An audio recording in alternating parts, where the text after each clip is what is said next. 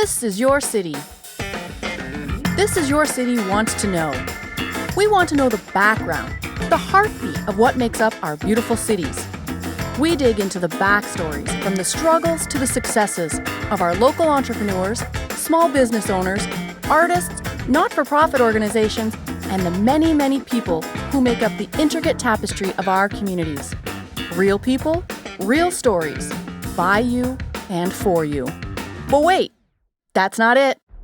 I love giving my opinion. Just ask anyone who knows me. We can't get enough of the honest, gritty feedback of places that we spend our hard-earned money. I'll give you the good, the bad, and the ugly of the places I eat, sleep, and visit. Disclaimer, my opinion only. All right, so come on, let's get to it.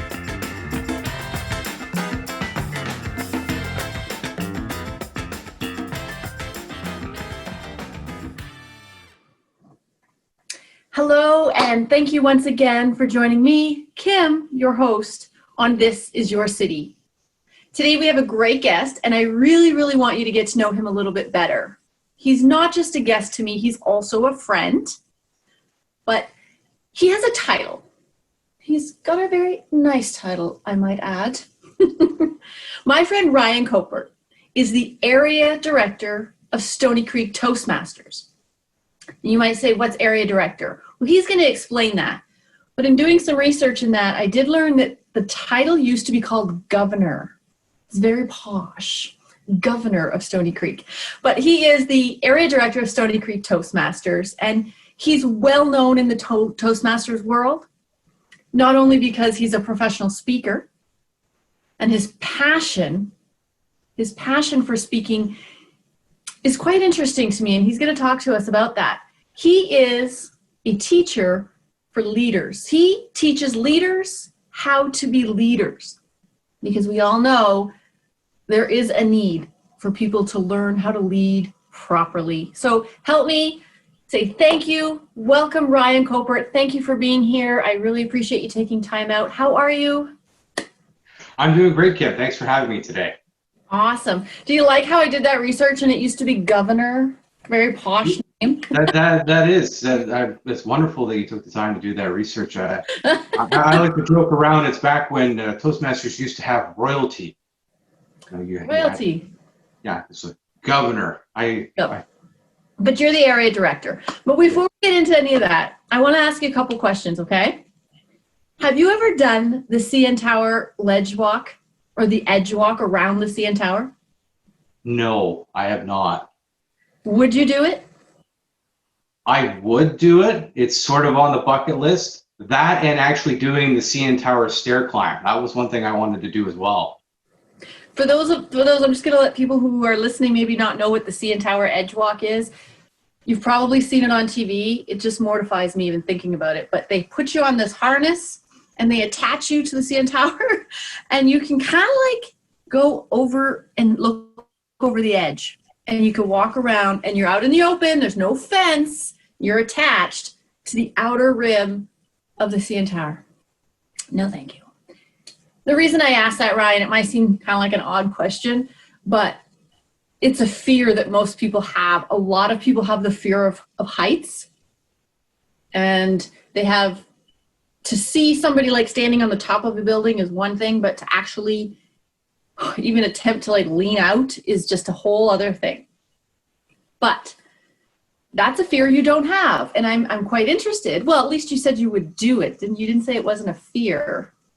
Because statistically, around the world, the number one fear for people is public speaking. This is true. Fear. Second to it is death. So, I don't know. Ryan, you're a public speaker, and you don't have a fear of that. You're a professional speaker, as a matter of fact. You don't have a fear for that. Did you ever have a fear for public speaking? Always. You start off like anything when you try to do public speaking. You're going to have a fear. You're going to fear the butterflies in the stomach. You're going to not want to do it, and it takes a while to get over that fear and to build that confidence. And even now, like as till today, I still get a little bit of that fear and that apprehension before I begin to speak, but you're able to push through it and like just a healthy continue fear. on. Sorry? It's like a healthy fear. It's a good fear. It's a good fear. So a fear of public speaking, you're area director of Toastmasters. So a lot of people may not know what Toastmasters even is. And so they're asking themselves, why is she asking this guy about his fear of public speaking or fear of heights? How about you start us off by delving right in and telling us what Toastmasters International, Toastmasters Stoney Creek, what is it? So Toastmasters is an international organization. You can find it all around the world. We've got 300,000 members, 15,000 plus clubs. We're pretty much in almost every country in the world. And you would find a Toastmaster club, and you would go there to improve your communication skills, primarily to work on your public speaking skills, to get over that fear of public speaking.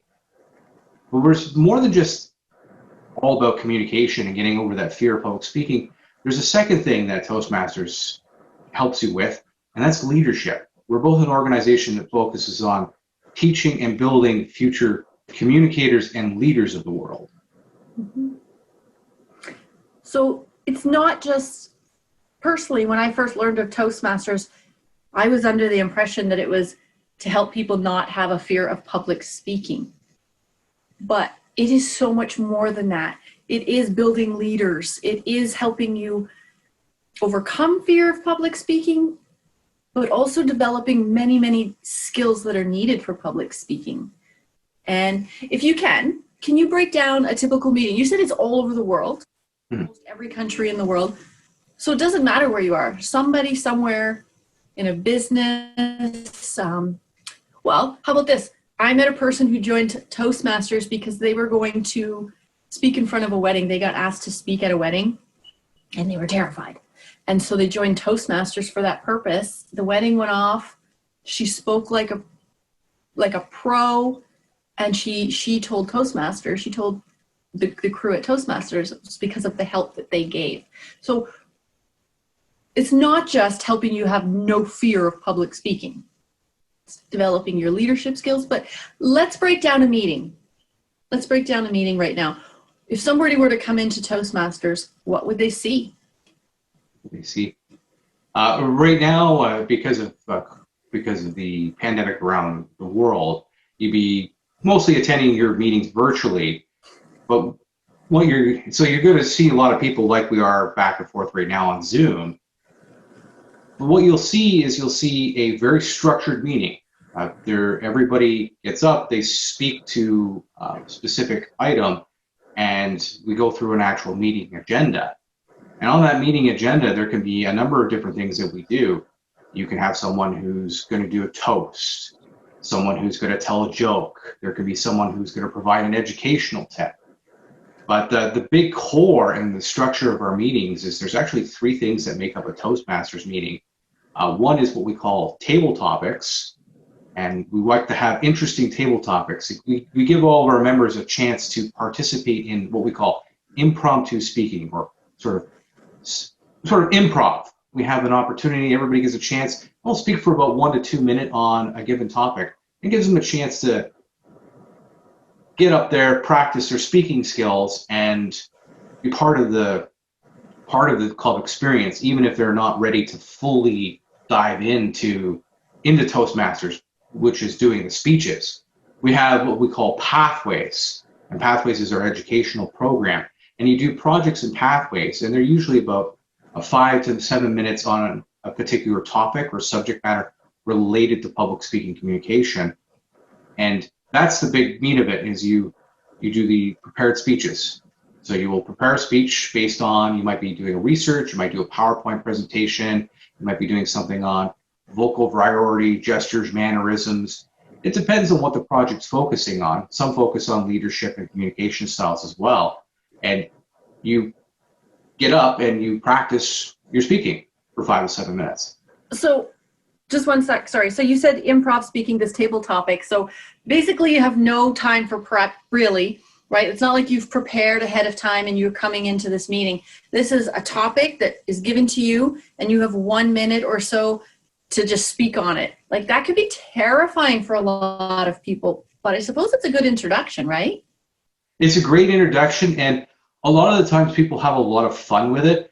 Yeah. It can be quite humorous. People can get up there and they play with it. You know, you can get up there and you start talking about something and they could stutter off and people just have a good laugh at it. They're like, okay, and yeah, I think I'm done with this, so I'm going to sit down now. And everybody just has it's a great fun experience where people joke around, and it's a great way of getting your feet wet. Right. By doing it. It can be challenging at first, but it's definitely a great way to get started. And then it goes deeper into it where you're saying like there's different pathways. So you have a 5 to 7 minute around there kind of prepared speech. So you're choosing some sort of path, whatever it is you're interested in, whatever it is you're trying to accomplish. And you may have a subject for that, and then you go prepare it and bring it to the people. So you would set up a time that you would come to a meeting and you're going to give a speech. So after you've done your homework, you've prepared your speech, you practice it, now you get an opportunity to actually practice your speech in front of an audience. That is the scary part. And that is the big core of what a Toastmasters meeting is doing these prepared speeches. But the great thing about it is Toastmasters is a positive, supportive environment.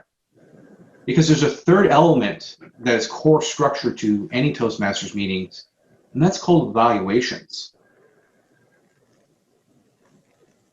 So you have an evaluator that actually evaluates how you did on your speech. So and they're not there. Judging you, kind of. Sorry? Judging you in a sense. No, actually, it's not really judgment. They are there to build you up. Their primary focus is to help you become better, to build you up, build up your self-confidence. And that's the core of what the evaluator does for you. They'll take a look at your speech and they'll tell you what you did well, what you did excellent, what they loved about your speech, what they thought was funny. They'll tell you everything that was great about your speech. And even people who start out just doing a speech for the first time, they may think that they're terrible at it, but they realize they've got some hidden talents that they don't really realize. Right. They might be a good joke teller or a good storyteller. And the evaluator will point that out to help them build up their confidence and build up their skills, as well as to give growth points. Now, this isn't criticism. And I want to be clear on that, because we're not about tearing people down and criticizing what we're doing. We're looking at what they're doing and suggesting that, hey, you could do this a little bit better, or you might want to work on this. You know, some examples of growth points might be in memorizing your speech. That's pretty simple. That improves the content. Making eye contact is very important in the speech as well. And the other thing is you can add something as simple as hand gestures and movements, or change the tone of your voice, or make it really, really soft. And that can add a huge impact on your speech, and just simple little items that the evaluator can suggest to help you grow and become better. I think that's probably paramount, because like you said, you lift up, you tell them what was great, because sometimes we are really good at something and we don't realize it because of our insecurities. So having other people point those out is just amazing. But I love the critique, because on the same end of the spectrum, or different end of the spectrum, we don't know what we don't know. So let's just say we tend to talk kind of like this because we're kind of scared. That person, that evaluator, can say, hey, that was so great, but just bring your voice up a little bit so people can hear you. Or like you said, make eye contact. That's hard for a lot of people, to go look at somebody in the eye and then you just forget everything you memorized. So, growth points we've all heard of the picture everybody naked, right? And that might help you with your speech, but having somebody positively critique and tell you, oh, maybe you could do this. This is a growth point. I think that is probably paramount in giving any speech, because you don't want to go wherever you're going in front of a crowd and do something you don't really realize you're doing that's taking the attention off of what you came to say. Does that sound about right? Yes. I think that's amazing. I think that's a great point that Toastmasters has. And it allows everybody to develop those skills, because evaluating is a skill. It is. And it's also a skill. There is what we call it evaluate to motivate. That's the goal of it. I love that. Now, you mentioned that Toastmasters meetings are very structured. Why is that? So, well, if you don't have structure to a meeting, it descends into chaos. And I don't know if you've ever been to some work meetings; they can be less than organized, and nothing gets done. So, big part of our meetings, one, to have structure to make sure that we achieve all of our goals, what we're going to talk about, what we're going to do in a meeting. The other thing is to practice time management skills. That's another core fundamental of Toastmasters is we really work on making sure that we do have our timing right. So if you are speaking a 5 to 7 minute speech, you only have 5 to 7 minutes. You know, you might go under or you might go over, but you're always working to make sure that your speech is structured in a timely manner. Wow, yeah. It teaches a lot. It teaches a lot. Like you said, you can do a PowerPoint. It teaches you how to do that properly. You know, there are so many different things that a Toastmasters, different pathways. People have been in Toastmasters for a very long time. It's also a social get-together thing, if you will. You learn a lot, but the people are amazing. Everybody's there for the same reason, right? To grow, to learn. And so the people, like, they can come in, so like bowling, for instance. You know, you're a part of a bowling league. You go out with your buddies, your friends, your groups, your partners, and you can bowl for years with the same people. Mm-hmm. So come and go. Toastmasters, although it's teaching and growing and learning, it's also a social thing that many people value and depend on just to keep their psyche and their happiness going. How long have you been a member of Toastmasters? Ooh, I'm gonna start doing the math now. This January, it'll be consistently. I've been doing it for 6 years. I've actually known about Toastmasters for probably about almost 20. Wow. I actually got involved. Sometimes they run what they call a youth leadership program, and they go in and they teach. It's usually about high school kids. It can go anywhere, I believe, from age 12 to 18, and they teach essentially kids how to do public speaking, and it gets them. Yeah. So later on, before we go, we'll kind of get some information, because I think that's important. There might be a lot of people out there who really didn't know about the youth programs or something that Toastmasters offers, and they can contact you if need be, correct? Yeah, okay. So also so area director, we talked about that right away. What is an area director? You've got a very important position. What is it? What is it? That's a question I ask sometimes. What am I doing here? So in Toastmasters, what we have is we focus. The other element is a leadership element, and we give people opportunities to move up into the ranks and take on even greater and larger leadership roles. At the club level, you can be a club president, and you can and run a club and be an executive in the club. The next step up from being a club president is what they call an area director. And you're actually given an area which makes up about 4 clubs, depending on where you are in the world, and you look after 4 clubs. So you make sure that they get the training that they need, the help, the support. You let them know about changes that's coming down with Toastmasters International. You do meetings, brainstorm sessions. You can do all kinds of different things with your areas. you're there as an area director to support those 4 clubs in being Toastmasters clubs so that they're running effectively at the best that they can be. So anything that they need, they can contact you, Yeah. right? If you're the area director of a whole bunch of clubs, 4 possibly in your area. Yeah. And so if though you go in and you liaise between the 4 clubs, make sure that they're doing everything up to Toastmaster standards, but also if they need any help, right? You can go and just give advice because, you know, you've been president how many times?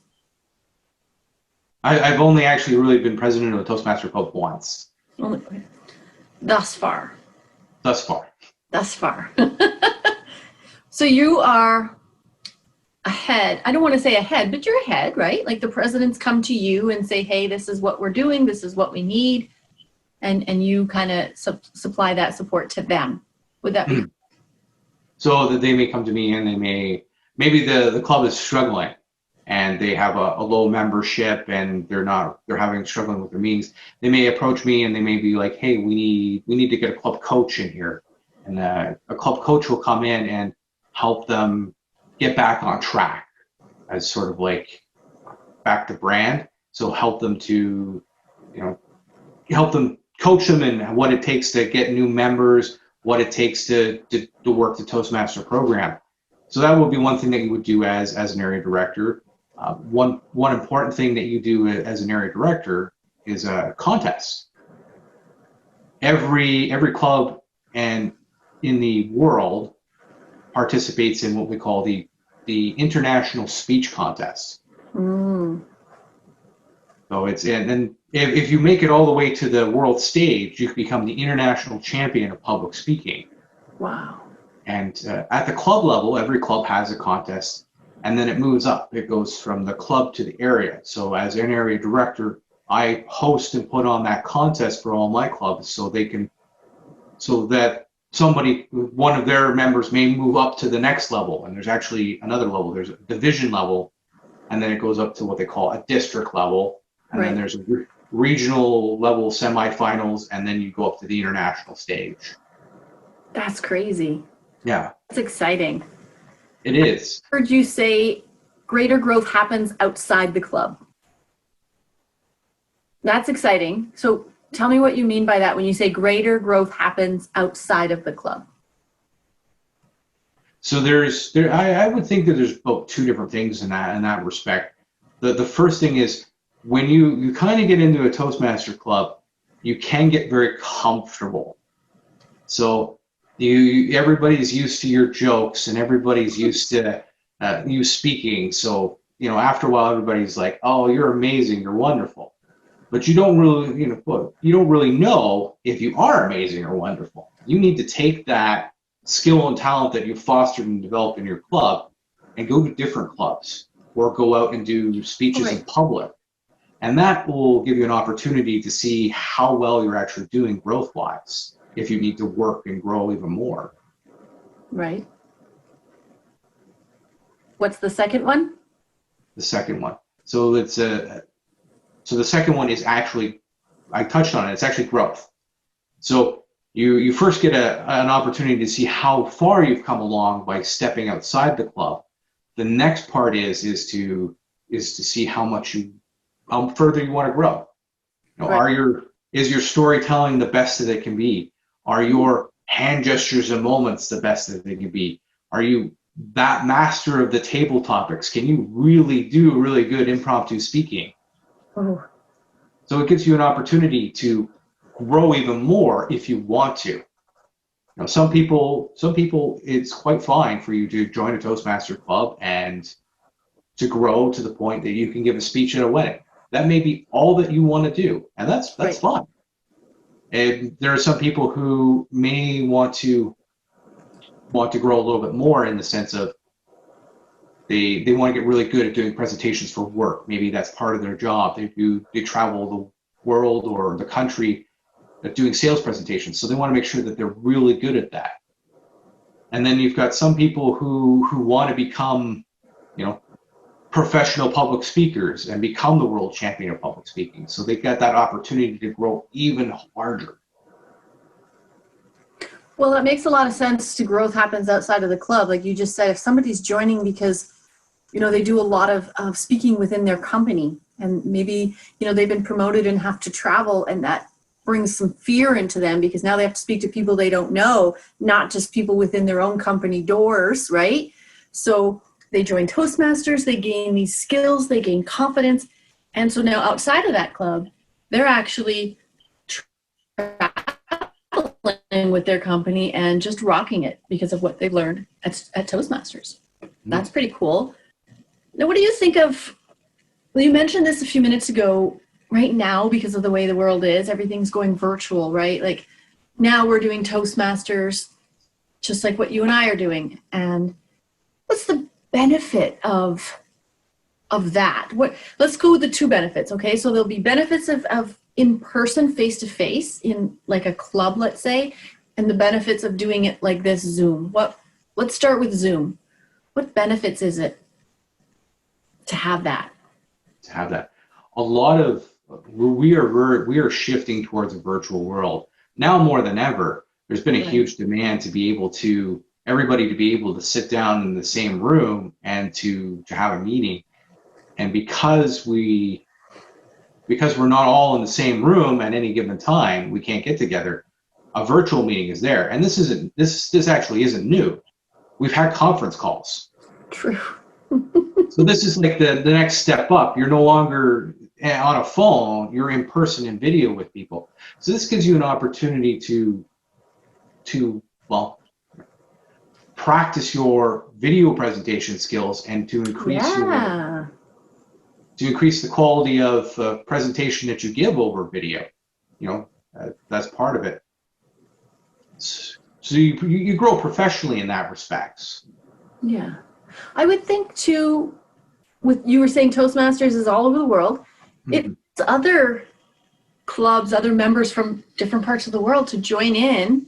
Like we could join Pakistan if we wanted to in an evening. We could go to Russia if we wanted to and join a meeting. I think that's pretty cool. It's kind of like our world has opened up. That's one of the greatest benefits that we've seen this past. One of the great things that have kind of come out of COVID for us is this international community is now open up to us, where we're able to attend meetings anywhere in the world. I actually attended training in South Africa. Wow. I got some training in South Africa. We've had members visit our clubs from all over the world, from Pakistan, from I believe England, Australia, different places. And some of it is a bit of a challenge. You'll actually see some people are actually, Toastmasters are challenging themselves now. Some have gone to every 52, every state in the United States. Some people in Canada have gone to every province. And there are even people who are trying to go to every club in every country in every world. So oh my gosh. That's exciting. That's a challenge to put on yourself. Wow. Different time zones. You'd have to be up like all hours of the morning sometimes, I would think. Wow, that's crazy. Yeah. Well, Ryan, let's get to you. I'm not letting you escape. So, okay, you're area director, you're a public speaker, you're a professional speaker. But one thing you do that you have a passion for is you lead leaders, you teach leaders how to lead. And I think if we're all being honest, we've all been somewhere where our leader or the leader in a situation was a bit lackluster, there's all kinds of leaders and there's all kinds of learners. So you lead leaders, you teach leaders how to be good leaders. Can you just lead us through that a little bit? That is a good question. Leading leaders is there's different tiers of sort of, there's like a 3-tier of leadership. First, you learn how to lead others. Then you learn how to lead leaders. And then when you've grown up to the point where you've amassed enough experience, you need to share that experience and train other leaders, because the only way that we're going to make better leaders is if we actually train better leaders ourselves. So that's one of the things that we really got to work towards is building better leadership out there. And that's when you're on your leadership journey, the worst thing you can do is not train someone else and help to grow someone else along the way, because you don't realize that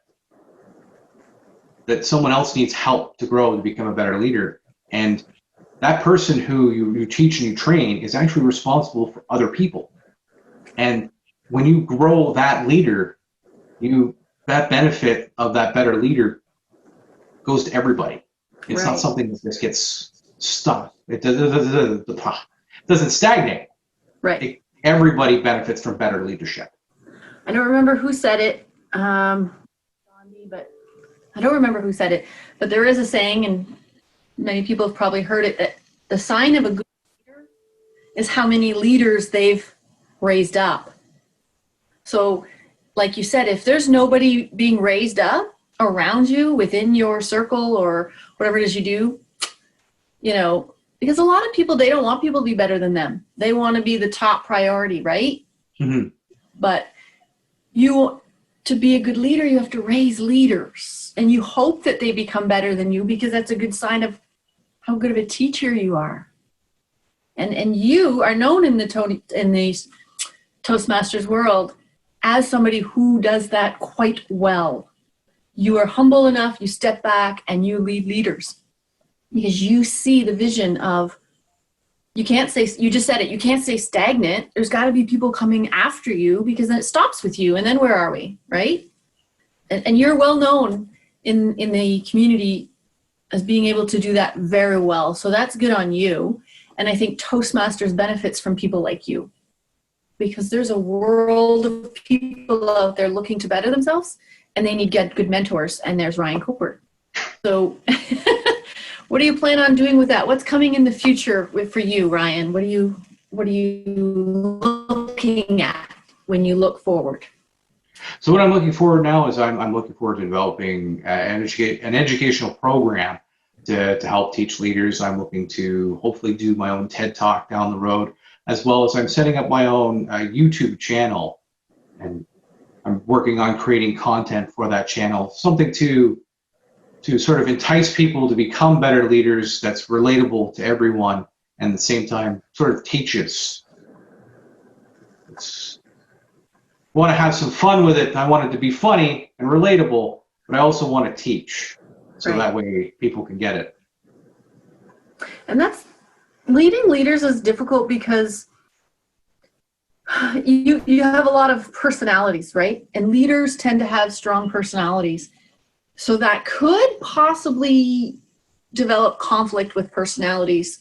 But again, a good leader knows how to deal with that. Is that something you would teach, on how to deal with different personalities and avoid conflict? It's a good question. Conflict resolution may not necessarily be my forte, but it's something worth developing and looking into. Everybody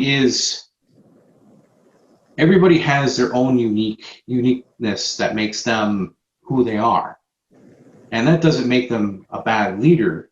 It just makes them. That's a good question.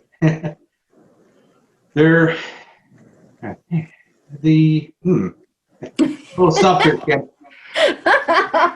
Oh, you got me.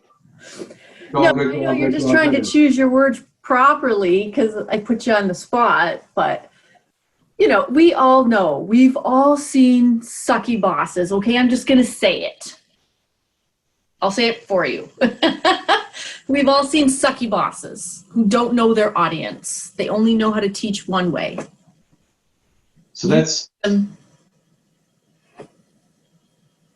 big thing. Yeah, you get into bad bosses who have that type of. It's the problem I see out there right now is a lot of people are terrible leaders, and a lot of it isn't really their fault. Is that they've never been trained, they've never been taught properly, or they've had a terrible person who wasn't really a leader, who should have never been in a leadership position, teaching them how to be a leader. Right. And that's you that can be challenging. It's sort of, you have to understand that these people they may be a bad boss, but they're a bad boss for a reason. It's because right. Doesn't mean that they're terrible people. They just don't know how to lead. They just don't know how to lead. And that's where I come in. Because I come in to show them that, hey, there's a better way of doing this. Because bad leaders often are individuals that are constantly having problems with people that they're leading. They're having problems with maybe productivity, with projects, workflow, everything. They're constantly surrounded with problems. So when you come in there and you be like, hey, maybe you need to change your leadership style. And then you explain to them that if you change how you do this, then a lot of the problems that you're experiencing as a leader are going to go away. Because sometimes they have to realize that it's actually they're the problem.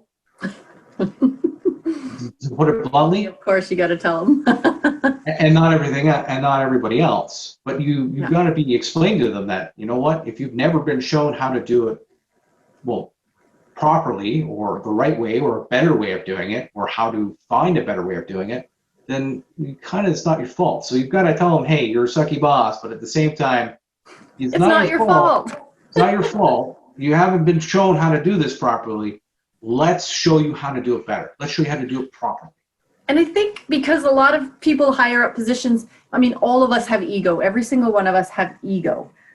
You know, some people have more of an ego. So to get to them, to let them know that it might be them, I like the way you approach that by saying, but it's not your fault. Because that kind of takes them down a little bit, where they don't get their back up thinking you're telling them they suck. You're not. You're just saying there might be a better way. Because all audiences are different. Each person learns differently. And so when you know your audience, you can kind of like focus how you're going to lead or teach depending on who your audience is. So, you know, you're not going to go into a factory, typically you're not going to go into a factory and start using big numbers and acronyms to people who have no idea what you're talking about. And then you've lost them. Is that right? Like, just knowing your audience, I suppose, is a big deal. There is hugely a different approach to it. And that's where it comes down to, is you don't want to be, in a sense, that's sort of like coaching. Coaching is you kind of go in there and you have a style and you like do it this way and do it my way. Right. What you need is you need mentorship. A mentor looks at you and goes, okay, I see your strengths, I see your weaknesses, I see who you are as an individual. Now I know how to grow you. I know how to teach you. I know how to grow you. I know how to make, show you the way and a better path. I love that. I love that. And do you feel, in your own personal life, do you feel Toastmasters has helped you grow in this endeavor of yours of leading leaders? It really has. There's presented me with a lot of challenges that I wouldn't have otherwise have experienced had I've always been doing things the same way that I've been doing it. When you step up and you take on these larger leadership roles, you have to grow and lead in a different way. Leading a club, it's like, okay, hey guys, we're going to do this. And everybody's like, okay, we'll do this. Then when you get up to, when you're leading 4 other clubs and you're like, okay, we're going to do this, people look at you and go, no, or they disagree with you. And so there's a whole different challenge of how you approach leadership. Right. Leading leaders is so much different than just leading a group of people. Right. It's a challenge, and you stepped up to that challenge, and so good on you. I mean, it's hard for some people to get up in front of a meeting and do 1-minute table topics on an impromptu speaking, let alone get up in front of 4 actual clubs full of people and speak. And that's good on you. And that does say a lot for your willingness to learn and grow. And as you mentioned, a lot of evaluations within Stoney. I keep saying Stoney Creek because you're area director of Stoney Creek Toastmasters, but that helps you. That helps you grow. So for anybody out there if you have a fear of public speaking, if there's something coming up in your life, a job change, a career change, a wedding, I don't even know. There's so many things that you could be doing that you feel you're not prepared for. Toastmasters, check it out. I mean, you can go on, what is it, Toastmasters International? Would be where they go, or? I believe the website, it should be toastmasters.org. If you go out to the primary website, and that'll bring you to Toastmasters International website, up in the top right-hand corner, there's what they call a club finder, much like you would find for a store finder if you're looking for different companies. You can search and find any club anywhere in the world, and you can set it for clubs that are close to you. And you just message out to, you find a club close to you or wherever you want to go. You send a message to that club, and you'd be like, hey, I want to check out your meeting. And they'll hook you up with a Zoom meeting link and tell you about the times and what to expect. And a lot of clubs have different times. Some are an hour, some are an hour and a half, some are 2 hours. So it depends on what they're offering at that time. So you can check that out on the website too.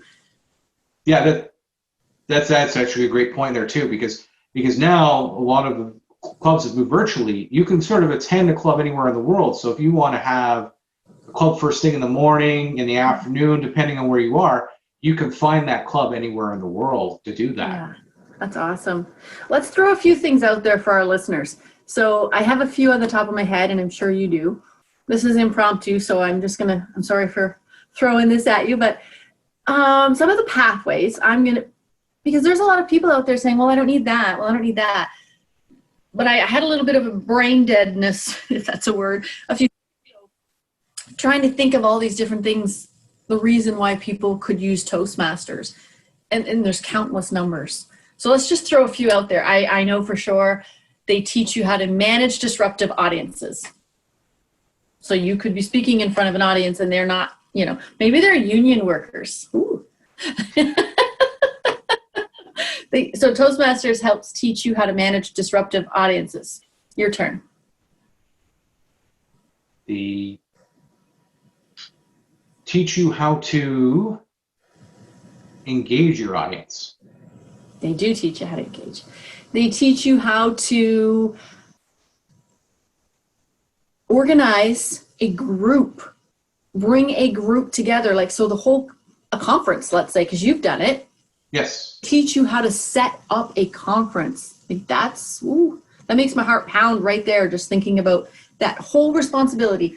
How to delegate a team. They teach you how to delegate a team. Delegate a team, yeah. They teach you organizational skills. And more importantly, they teach you organization skills in how to organize your speech and structure your flow. Yes.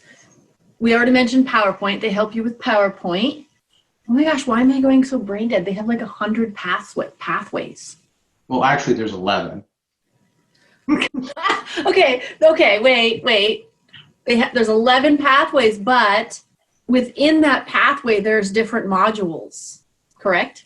Yeah, there's 5 different levels within a path, and then there are mandatory modules, and then there's elective modules, and there could be like, on one level, you could have 20 different electives you can choose from. So hundreds. Oh, yeah. Hundreds of opportunities for sure. Oh, I know. They also teach you how to write a blog, if that was your desire. They teach you how to do a panel interview. Oh, a panel interview. Yes, that's a good one. Yeah. So moderator. Moderator, yeah. They teach you how to be a moderator. I mean, there's so many things. Like, it's not just, I have a fear of speaking. It's how to use all of these skills to get out there in the world and just show off your awesome self. Really, what you've already got inside of you, Toastmasters helps bring it out. That's good. That's a good one. Toastmasters helps bring it out of you. Well, Ryan, I really appreciate you coming out and telling us about Toastmasters. I really appreciate you and all of you do, not just for area director for Stoney Creek Toastmasters, because you do a lot more than that. You really, as a global aspect of Toastmasters International, you've got your hands in a lot of things. And I think Toastmasters is better because of it. And I'm not saying that to butter you up. I'm not saying that, a lot of our audience members, our listeners won't know you. So it's not like it's the truth. You are a valuable, valuable entity, person, commodity for Toastmasters. So thank you. Thank you for what you do in the community to bring it to the attention of people. And we're going to have the website. We're going to have maybe, Ryan, if you want to send me something for people to get in touch with you directly, if you want them through Toastmasters, and also personally as a leader of leaders. So if people wanted your advice and your coaching and your skills, they could contact you and you could do what you do on a professional basis with them. Would that sound okay to you? That sounds great. Sounds great. So again, thank you, Ryan. Thank you for joining us. Toastmasters International, but Ryan Kaupert, Area Director of Stoney Creek Toastmasters. Thank you so much. You're welcome. And as for you, my listeners, I appreciate you so much. Every week you tune in. Thank you. Thank you for your comments. Thank you for your support. Keep tuning in every week. We have new guests. We have new content. We have me ranting about whatever comes to my head. My opinion and my opinion only. So don't forget, share, like, tweet, follow, call someone, send a pigeon. Just make sure you keep telling everyone that they should be listening to This Is Your City. Stay safe and stay blessed. Ciao.